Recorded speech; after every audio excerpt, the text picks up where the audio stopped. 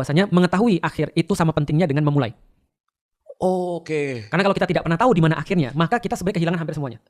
Lu tau nggak ada penelitian terbaru tentang game? Game? Ya, yang membedakan generasi itu salah satu adalah game. Sotoy lu.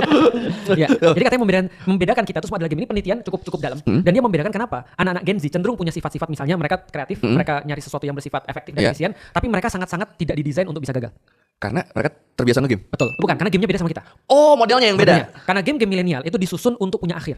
Iya, kita selalu nyari story mode. Betul, dan ada final boss. Benar. Tapi game-game sekarang, lu lihat, nggak ada final boss. Kebanyakan multiplayer yang udah main rame-rame aja. Iya, Angry Bird itu apa final boss? Iya.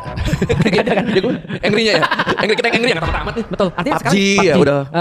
Mobile Legends. Mobile Legends. Nah, sehingga itu pertama mereka nggak tahu ujungnya apa. Yang kedua adalah mereka tidak didesain untuk bisa gagal. Kita itu didesain game-game zaman dulu tuh gila. Kadang-kadang kalau kita nggak pakai cheat codes, itu nggak bisa selesai tuh game. Mana nggak bisa di save dulu, zaman Nintendo kan nggak bisa di save. Tapi kalau pas di save jauh. Itu checkpoint dong. Checkpoint. Iya, maksudnya Makanya. kalau game sekarang tuh kan auto save. Kita jalan selangkah ke save, jalan selangkah ke save. Betul. Nah, tapi kalau dulu kita sekali gagal, kita berpikir gimana cara agar bisa comeback. Iya. Dan semua hilang tuh. Dan akhirnya kita bisa comeback dan kita tak bisa gagal, dan gagalnya di depan publik. Karena kita main gamenya bareng. Iya. Zaman dulu ada main PS bareng nggak? Ada kan? Iya lah, pasti kan di satu komplek yang punya PS cuma 2 orang misalnya. Jadi kita ke rumah dia. Winning Eleven. Itu kalau kalah, malunya itu di depan orang. Dicengin. Sampai nangis, ribut gitu kan ya, Iya. banting ketik dan segala macam. Sekarang mana ada orang? Artinya orang kan online kan. Kalau sesakit-sakit hati dia orang nggak tahu. Iya. Nah, itu bedanya. Nah, tapi kalau kita bahas kiamat adalah salah satu ibarat yang kutemukan adalah kita itu benar-benar baru bisa siap untuk memulai kalau kita benar-benar tahu ujungnya apa. Dan kiamat ini adalah ujung daripada semuanya. Ada kiamat besar, ada kiamat kecil. Nah, yang kita bahas adalah kiamat yang besar. Itu sih kenapa Allah selalu ngingetin barang siapa beriman pada Allah dan hari akhir. Barang siapa beriman pada Allah dan hari akhir. Kenapa? Karena kalian pasti punya akhir.